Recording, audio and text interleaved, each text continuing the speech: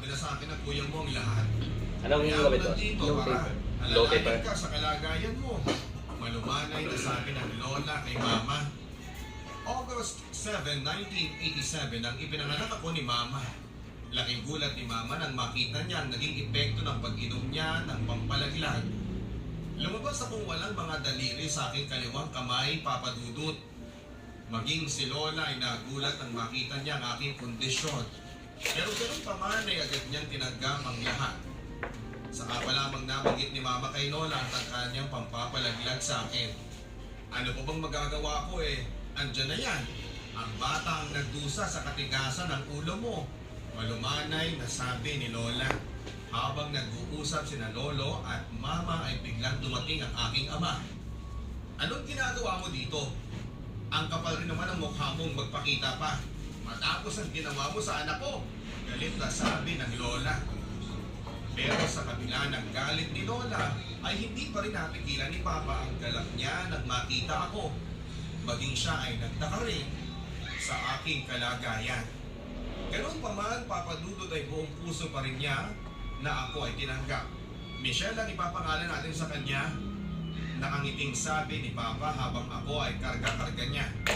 Pagbibigyan kita sa nais mong ipangalan, pero hindi ko ipapagamit sa kanya ang apelyido mo. Seryosong sabi ni Mama. Makalipas ng 3 araw na pamamahinga ni Mama mula sa panganganak ay nagpasya na sila ni Lola na umuwi ng Cagayan. Ayaw na kasi ni Mama na makita pang muli ang pagmumukha ng aking ama. Lalo lang kasi niyang naaalala ang panlolokong ginawa sa kanya, kaya nag-decide siyang ilayo na lamang ako sa aking ama. Sa pag-uwi namin sa Cagayan ay sunod na problema naman ni Mama ang muli nilang pagkikita ni Lolo. Kung paano niya haharapin ang galit ni Lolo sa pag-uuwi niya sa akin. Dati na kasing nabanggit sa kanya ni Lola ang pag-aalala ni Lolo sa kanya. Ngunit ang pag-aalalang yun, Papa Dudut, ay agad na napalitan ng puot at galit nang makita ni Lolo na karga-karga ako ni Mama. Yan ang napapala ng matitigas ang ulo. Imbis na mag-aral ka, mas pinili mong magtrabaho o anong napala mo. Tapos iuwi mo tong dagdag na palamuning batang yan. Galit na salubong sa kanya ni Lolo. Mula noon, Papa Dudut, ay hindi na siya pinahintulutan pang bumalik ng Batangas. Dahil sa walang mahanap na trabaho dito, ay sinubukan niyang maghanap ng mapapasukan sa Maynila. Iniwan ako ni Mama sa pangangalaga ni Lolo at Lola. Sila na rin ang nagtaguyod ng panggatas ko. Dahil na rin sa liit na kinikita ni Mama sa Maynila. Kasalukuyan nagbibenta ng blocking yellow sa public market si Lolo, habang si Lola naman ay namamasukan bilang kasambahay sa isang Chinese family. Wala silang mapag-iwanan sa akin kaya lagi akong isinasama ni Lola sa kanyang trabaho. Kahit musmus pa lamang ako, ay nakita ko ang paghihirap ni Lola sa pagsisilbi sa hindi niya pamilya. Sa kabuuan ng kanyang sahod ay siya na rin ang sumasagot sa panggatas ko. Madalas rin nilang pagtalunan ni Lolo ang patungkol sa pag-aalaga sa akin. Ang masarap sa coffee. Skyflakes! Skyflakes!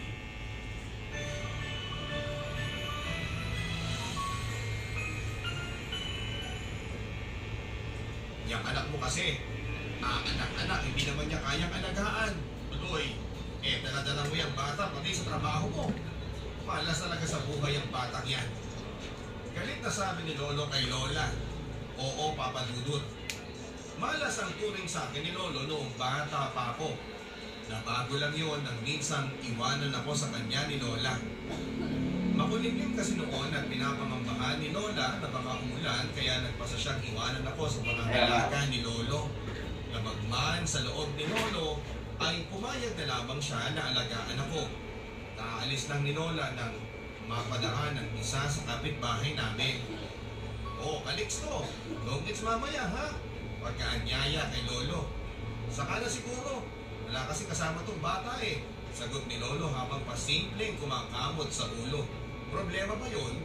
Di isama mo na lang yan. Malay mo swertihin ka niyan. Bahala ka, malaki ang tayaan ngayon. Pangungumpinsin ng kapitbahay. Kaya agad na naghanda si Lolo na isinama nga niya ako sa pasugalan. Bawat barahang ibibigay kay Lolo ay inaabot ko naman sa kanya.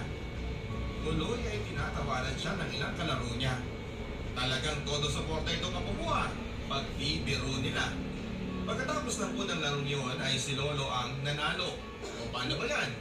Mukhang araw ko na ngayon para manalo.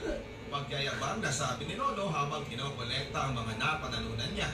Ang sabihin mo, swerte ang dala sa'yo ng apo mo. Tugon sa kanya ng isang kalaro niya. Mula noon, papadudod ay lagi na akong sinasama ni Lolo sa tuwing nakikipaglaro siya ng tong-ins. At bago siya magsimula ng pag-aayos ng baraha niya, ay napapansin kong ipinapahid niya muna ang mga baraha sa kaliwang kamay ko. Swerte, swerte! Nakanising bulong niya. Lolo, bakit niyo po pinapahid sa kamay ko yung baraha niyo? Pagtatakang tanong ko. Huwag ka nang maingay, apo. Ginagawa ko ito para manalo tayo. At kapag nanalo tayo, bibilhan kita ng paboritong chocolate mo. Sagot niya. At ganun nga ang nangyari. Sa tuwing isinasama ako ni Lolo sa pagsusugal ay nananalo siya. Mula noon, papadudot ay naging magana ang trato sa akin ni Lolo.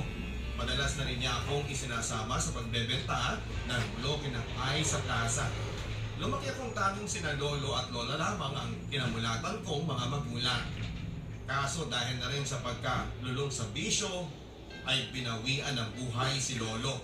Kaya tanging sina Lola na lamang at Louie ko ang nakasama ko sa bahay.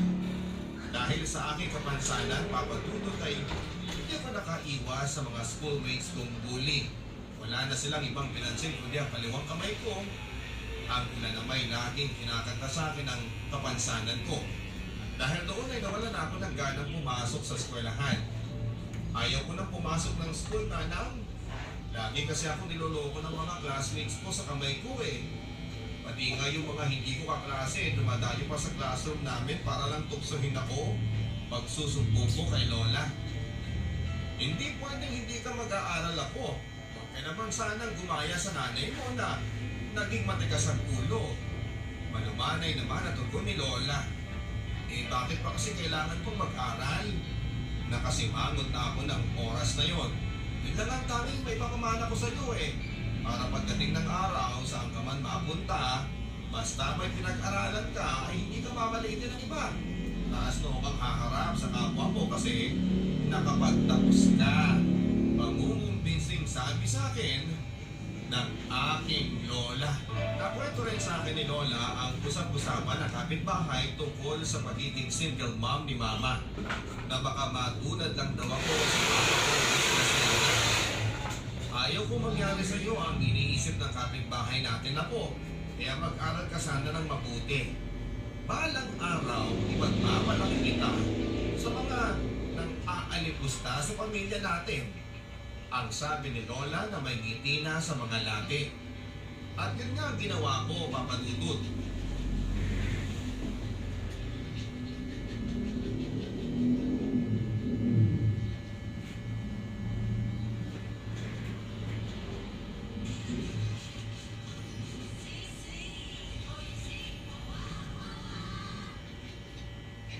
Iniis ko ang pambubuli ng mga kaklase ko. Kahit na minsan ay hindi ko nakakayanan ng sama ng loob, lalo na sa tuwing umuugong sa aking pambinig ang pangantyaw nila tungkol sa aking kapansanan. Nasubukan ko na rin ang bayaran ng mga kaklase ko ng tig-pipiso para lang tantanan nila ako. Minsan nga, natanong ko ang sarili ko kung bakit pa kasi ako pinanganak ni Mama, kung maghihirap lang pala ako, kung bakit kasi walang mga daliri ang kamay ko. Kung kumpleto sana ang mga daliri ko, ay hindi ko sana ako problemahin ang pagpasok ko sa eskwelahan. At hindi ako mapipilitang pakisamahan ng mga nambubuli sa akin. Sinisisi ko na rin si Mama sa kapabayaan niya noong ipinagbubuntis niya ako. Kung sana'y nag-isip siya ng matino, hindi sana ako nahihirapan. Tuloy tuwing may batang nakatingin sa akin, ay napapayuko na lamang ako. Alam ko na kasing kamay ko ang tinitipigan niya. Laking gulat ko isang araw nang makita ko si Mama sa may pintuan. Maging si Lola pala ay nagkakarin sa biglang pag-uwi niya. Napag-isip-isip raw niya dito na lamang sa probinsya magtrabaho. Noong unang kita ko sa kanya ay hindi ko pa alam na siya pala ang ina ko. Kahit kasama ko na sa bahay si mama noon ay tila pa malayo pa rin ang loob ko sa kanya. May mga pagkakataong tinatawag niya ako pero alangan akong lapitan siya. Hanggang sa naging okay rin ang lahat sa aming mag-ina. Unti-unti ay napalapitin ang loob ko sa kanya. Kaso isang araw ay sobrang saya ko nang uwian ako ni mama ng damit. Nagustuhan mo ba anak? Regalo siya ni Papa Ray mo ha? Masayang sabi niya dahilan para magtaka ko. Papa Ray? Sino yun ma? Pagkasabi ko noon ay biglang bumungad mula sa pintuan ng isang lalaki. Siya si Papa Ray mo anak. Siya na magiging tatay mo simula ngayon. Ilang araw na lang anak ay ikakasal na kami ng Papa Ray mo. Masayang sabi sa akin ni mama. At kahit pa nakangiti na siya noon ay hindi ko pa rin magawang bumiti sa ibinalita niya. Kung kailan nagkakalapit pa lamang kaming mag-ina, ay saka ko naman mababalitaan na may bago na siyang kinakasama. Ibig sabihin noon ay magkakaroon na siya ng bagong pamilya. Paano ako kapag kinasal na sila ni Uncle Ray? Ramdam kong sinusubukan ni Uncle Ray na makuha ang loob ko, lalo na't palapit na ng palapit ang kasal nila ni Mama. Nabanggit ko na rin kay Lola noon ang pagtutol ko sa pagpapakasal nila ni Mama at ni Uncle Ray. Pero natuloy pa rin ang kanilang pag-iisang dibdib. Matapos ang kasal nila ay bahagyang lumayong muli ang loob ko kay Mama. Lalo na noong mabuli siya at nagsita ang kapatid kong si Jane. Pakiramdam ko kasi Papa Dudut ay mas lalo siyang mawawala ng panahon sa akin. Madalas rin ako magtampo kay Mama. Wala kasi nang magkapamilya sila ni Uncle Ray ay parang naiitsapwera na ako. Lalo na nung may isipan nilang bumukod ng tirahan. Dahil sa laking lola ako ay hindi ako sumama sa kanila. Wala noon ay ang lola at ang Uncle Manny ko na lamang ang nag-aruga sa akin. Pangalawang anak ni Lola si Uncle Manny na kuya ni Mama. Sa lahat ng uncle ko ay kay Uncle Manny ako natatakot ng sobra. Bukod kasi sa lagi siyang galit ay namamalo rin siya. Kahit bata pa lang ako ay hindi ako nakakaligtas sa kalupitan niya. Mula nga nang dumating si Uncle Manny sa bahay ay ilang na lang ang kilos ko.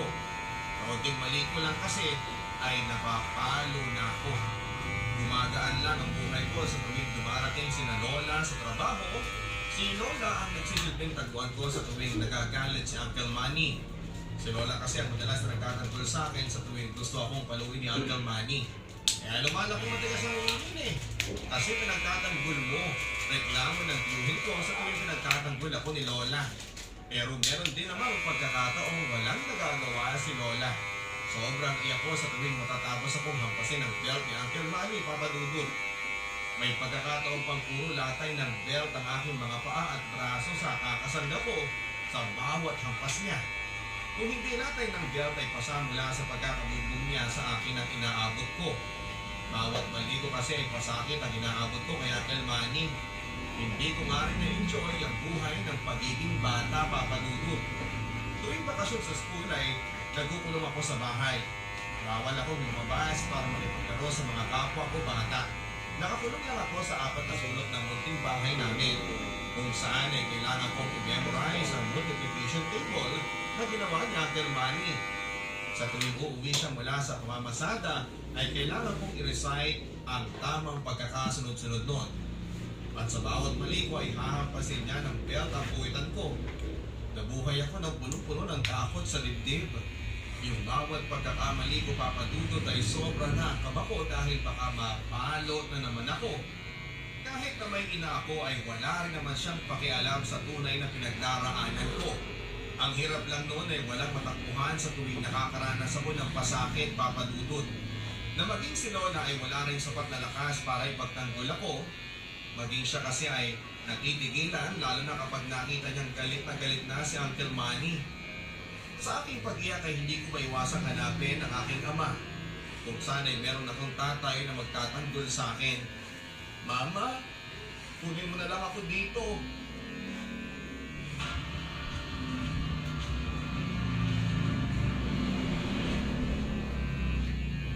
Hanggang hanggang saan aabot ang 20 pesos mo.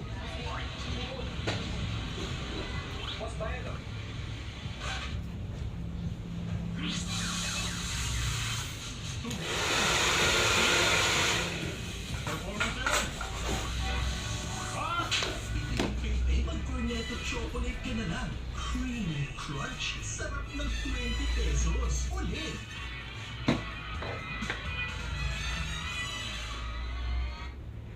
Umiiyak na usal ko sa tuwing iniinda ko ang hapdi ng latay sa katawan. Mama ka ng mama dyan? Andun siya ngayon sa bago niyang pamilya. Wala siyang pakialam sa'yo. Pasigaw na sabi ni Uncle Manny nang marinig niya ang sinasabi ko. Sa mga sinabi niya ay nabuhay ang galit ko kay mama. Kung bakit natitiis niya akong malayo sa kanya. At kung bakit gano'n na lang kadali sa kanya ang ipagpalit ako sa bago niyang pamilya. Nadagdagan ang galit sa akin, kinabukasan ang narinig kong nag-uusap sina Uncle Manny at Mama. Pinapalo ko kahapon yung anak mo. Sobrang tigas kasi ng ulo niyan. Inakala ko magagalit si Mama sa ibinalita sa kanya ni Uncle Manny. Pero sanungat noon ang mga narinig ko. Sige lang Manong, paluin niyo lang kung kailangan. Kayo na ang bahala sa kanya. Sa naging sagot ni Mama ay tila ba walang kaso sa kanya ang pananakit sa akin ni Uncle Manny. Dahil doon ay nagsimula na akong mamuhi sa kanya. Kaya lang pala siya nagpunta ng bahay ni Lola ay hindi para kumustahin ako kundi para ibalitang tutulungan siya ng kambal niyang si Tita Maye. Matagal na kasi niyang pinapangarap na makapunta ng Hong Kong para magtrabaho. At kahit nga high school na ako noon ay hindi pa rin ako tinatantanan ng problema sa aking kapansanan. Dahil sa dalaga na ako ay nakakaramdam na ako ng hiya, lalo na sa may tuwing tumitingin sa kamay ko. Dahil doon ay naisipan kong takpan ng panyo ang kamay ko sa ganung paraan kasi ay hindi nila mapapansin kaagad ang kalagayan ko. Pero sadyang may mga mapangasar pa rin. Ang ilan kasi sa mga schoolmates ko ay bigla na lang hinahablot ang panyo sa kamay ko. Saka naman nila itatakbo sa malayo. Habang ang ilan naman ay nagtatawanan. Kapag gano'n ay papasok na lamang ako sa classroom namin at iiyak sa sama ng iloo. Pagtuli na lamang at kahit paano ay may mga kaibigan ako nagpapala sa akin. Appointment, boss? Sina Nea, Mary Ann at Rose. At kahit paano ay may nalalabasan ako ng sakit sa tuwing binubuli ako. At may mga pagkakataon pa nga na sila nakikipag-away sa mapang-asar naming mga schoolmates. May mga ilan na nanloloko sa akin. Pero may ilan rin na nagpapakita ng interes sa akin. Pero sa tuwing nalalaman nila, ang kapansanan ko ay dumidistansya sila. Sila para Hindi na, boss. Hindi na, self-esteem siya, ko. hindi na. Hanggang sa makilala ko si Valen. Pinsan siya ng isa sa mga Aba, classmates ko noong third year na si Franklin. Nagulat na lamang kasi ako na bigla niya akong lapitan Paano, boss? para sa isang picture taking. Dahil sa sobrang Patulis. gulat sa iyaw ng Ganyan. mga kaklase ko ay pinagbigyan ko na lamang. Oh, iba rin sila. Oh my God, Michelle, ang bago naman yan. Tansyaw ng isa sa mga classmate ko nang matapos na ang picture taking. Nang mapatingin ako ng matagal sa kanya ay love at first sight ko. Matangkad, maputi, ilugan ng mga mata, at malaki ang pangangatawan. May pagkakahabog sila ng artistang si Wendell Ramos.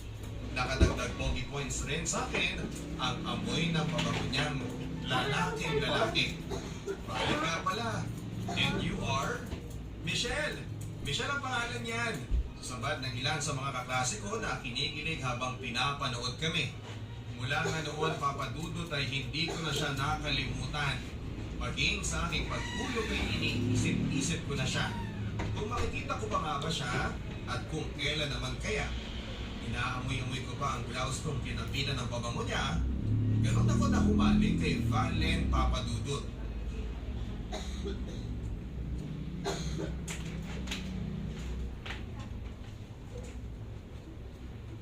Tapos naka-appointment na yan? Hmm? Naka-appointment siya? Kinabukasan nga Oh. noon ay may inabot si Franklin Dito na sulat na! sa akin. Wala daw yun kay Valen at gano'n na lang ang Size. piling ko nang mabasa ko ang laman ng sulat. Hi Mitch! Kumusta ka na? Nice meeting you yesterday pala. Hope may susunod pa. Ingat ka lagi ha. Love, Val. At doon na nga nagsimula ang palitan namin ng sulat kay Valen. Nang mag-propose siya sa panliligaw, ay nag-alangan pa ako. Ako? Liligawan mo ko? Okay ka lang. May kapansanan ako. Ang sabi ko sa kanya, Mga ganun kasi boss, ano? Pag ano na lang, gamitan mo lang air product boss. Wala namang perfecto sa mundo. Nakaliting, sagot niya. Gagano'n lang siya. Oo, papadudod. May Pinipisan natin pagkakuluga sa magkapag-ibig pagsasalita si Valen. Na-aksidente raw kasi siya noong bata siya.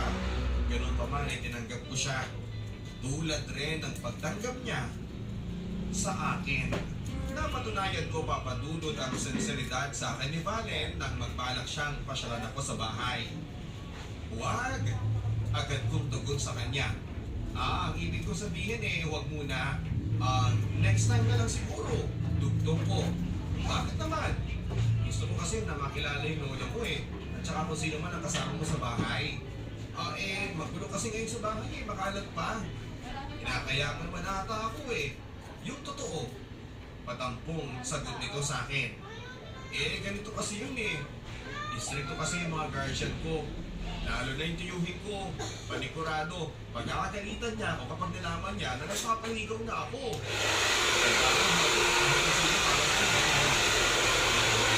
Please, pangungulit niya. Balot man papadudod ng takot ang dibdib ko, ay pumayag na akong bumisita siya sa bahay. Gano'n na lang ang kabog ng dibdib ko nang magpang-abot sila ng tiyuhin ko. Patid ko na hindi natuwa si Uncle Manny nang makaharap siya ni Valen. Sa kabila noon ay pinakikaruhan pa rin siya ng maayos. Pero pagkaalis ni Valen, ay saka pa lang nagsalita ang tiyuhin ko. Ano akala mo? Seseryosohin ka ng lalaking yon? Sa kalagayan mong yan, huwag ka nalang umasa. Masasaktan ka lang. Masakit man ang mga sinabi ni Uncle Manny ay nag-iwan sa atin yon ng palaisipan. Paano nga kung tama ang sinasabi niya? Paano kung lumuhin ng din ako ni Valen sa bandang huli? Nang nakapag-usap kami ni Mama sa telepono ay puro servo ang narinig ko.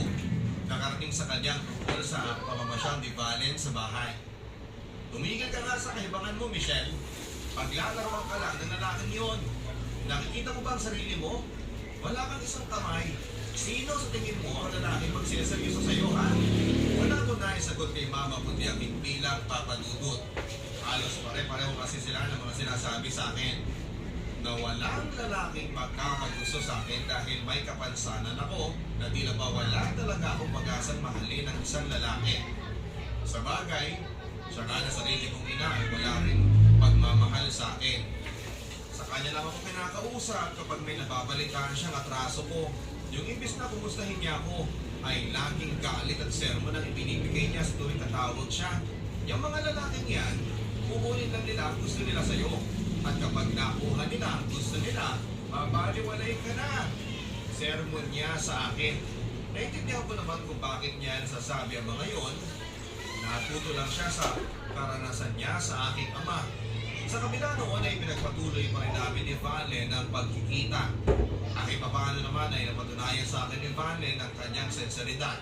Hindi kasi siya nahihiyang ipakilala kung girlfriend niya sa iba, pero tulad ng ibang relasyon ay hindi pa rin maiwasan ang tampuhan sa pagitan namin. Nagkaroon pa rin kami ng problema ni Valen. Lalo na sa tuwing may narinig akong babaeng umaaligid sa kanya. Naikwento kasi sa akin ang pinsan niya si Franklin na may babaeng nagbibigay ng letter sa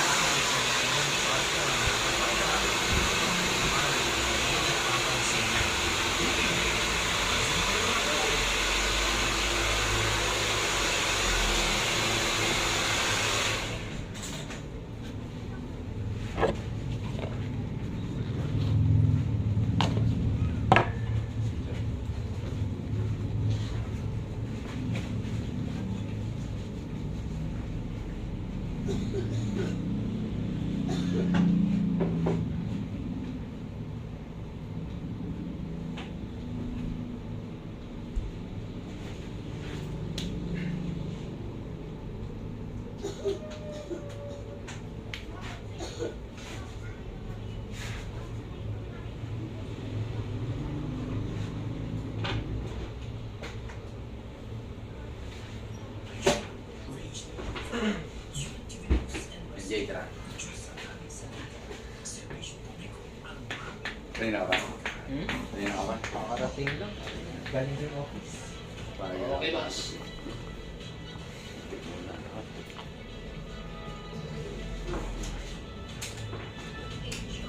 Magpagupit rin pala sa inyo pinsa ko. Yung si Angelo Mendoza. Yung mahaba po. Ay, ito ka rito? Please mo yan? Ito ba doon? Ano yung bando ka niya? Yung Hindi ka daw ba? bagong taon, bagong haircut.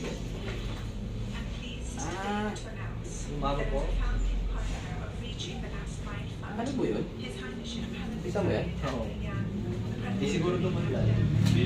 Yung ano, nag-aaral sa Fatima? Ah. Ay, yung binag ko. Ah. Sa loob ko pala. Ano yan? Gusto mo pala yun? Pinsang buo yun. Sa ano sila eh. Doon daw sila sa may San Roque na Ah. iglesia. Ah. Doon daw sila eh. Tama? Yung barbecue man. Ah, yun yung sinasabi. Bye. Paano ka duty, Ray? Ano to? Ano to ka na duty?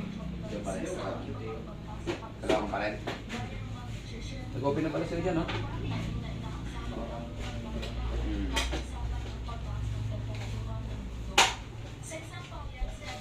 Saan po mo pala? Hindi ka nag-ulit. Paano pala pag in-teacher yung Silver. Oh, paano ba siyang Ano lang yun, dito. Dito. Kasi may book pa siya. mas bawas? Almost boss to. Siya to. Di ba paid lahat yan? Ah. Sa kanya may book. Ay, thank you, boss. Okay. Right, thank you. Parang gusto kong subukan eh. Thank you, boss. Thank you. Walang bawas. Full goods pa. Oo. Bagay siya kasi nga, pag mahaba to. Tapos yung Diba? sa likod Tapos mo, magpila mo yung babawas. ikaw okay naman parang nilipsan. Sinibisan lang ako kasi yung Tapos Same section yung tayo. Yung taas na. Tapos Siguro ibabagsak ko na panipisan lang. lang din, tapos siguro hanggang kipa. Pero yung Like, natin, yung banks. Mamaya na saan mag-decide kung babawasan pa ba natin. so nipis lang yung dito, bangs lang, tapos dito, puting linis lang. Kahit yung tingnan or ano, siguro yung Di ba yun? Paid kasi lagi yan naka-paid. Linis Ah. so. Sa kanya hindi. tawag dito yung Dito lang siya pinakamahabang guard lang. And so, Okay. paid to. May Tapos design dito, na lang. Ah, Nipis Yung lang. haba okay na, nipis lang yung So, bali parang magiging Matres. semi-mulog. Ah, para may iba naman. Ah, may pala.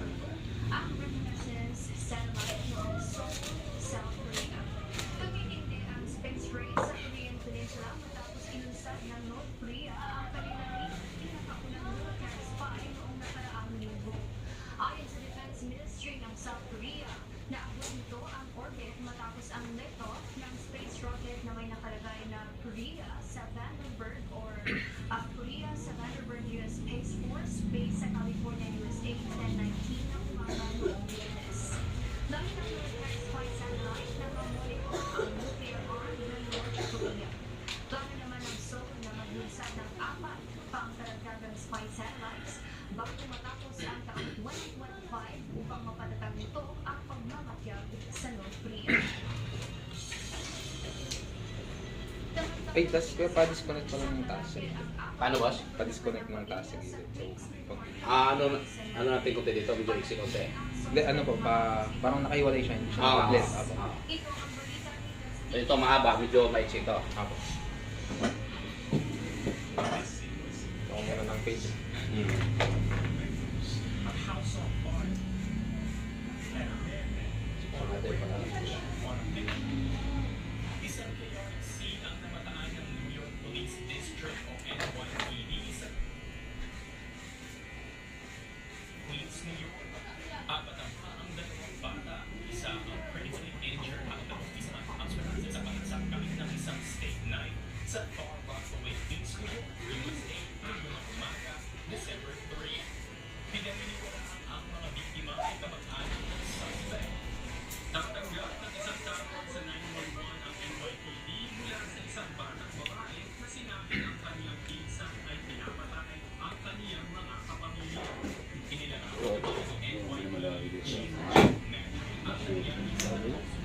Mabatangan. Baka mamat, no?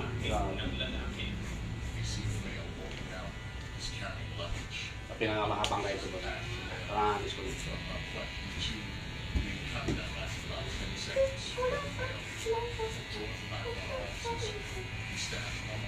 Tapos sabihin namin lang ito. Para? Kasi mo pagkakita. Ano yun? Nakakalimutan mo na! Ano yun? Nakakalimutan mo na! Nakakalimutan mo na! Pa, ilang pa natin yun? Hindi ko maintindihan kasi. Kuti-kuti ka! Hindi ko naintindihan. Kuti-kuti ka! Ano? Tapos sabihin namin, pero kabisado ko pa mag-October.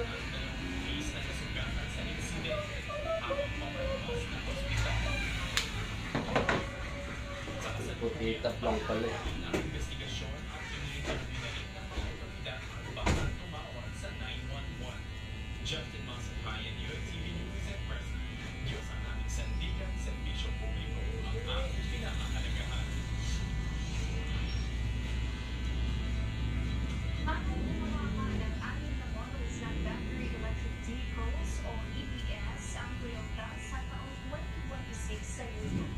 Inaasahan din ang car maker na nasa 20% ng mga bagong car sales sa rehiyon ay ang EVs. Target ng world's largest automaker na makapagbenta ng 250,000 battery-powered vehicles taon-taon sa Europe by 2026 at 1.5 million globally. Bukod sa EV na Hey boss, kailangan natin yung kasi sa mga compact sports utility mababa pa ko to. SUV, ipinakita ng Toyota ang dalawang bagong konsepto ng EV models. Isang battery-powered small SUV at isang sports crossover model. Ayon naman sa datos ng European Automotive Manufacturers Association, ang renta ng electric cars sa Europe ay mahigit sa kalahati ng unang 10 buwan kumpara noong nakaraang taon. Hindi yung company na yan, ha? Maglalagay na ng electric car, no? Sana bumura yung mga ibang konti. Oo, no? Umura yun. Mula rito sa Australia, ako si Marietta Fonda. Magandang gabi. Patay sa babae sa Tacloban City matapos magdaganan ng pumupare sa sunod ng magnitude 7.4 noong Sabado.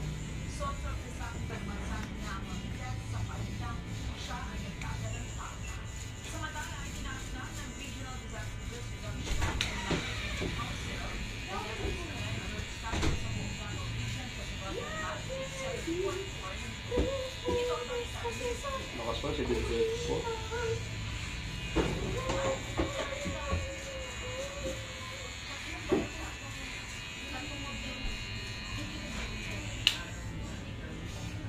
Lakas na, no?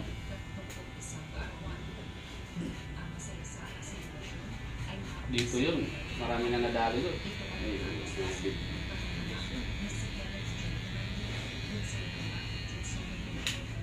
Ito boss, yan. Okay na yan.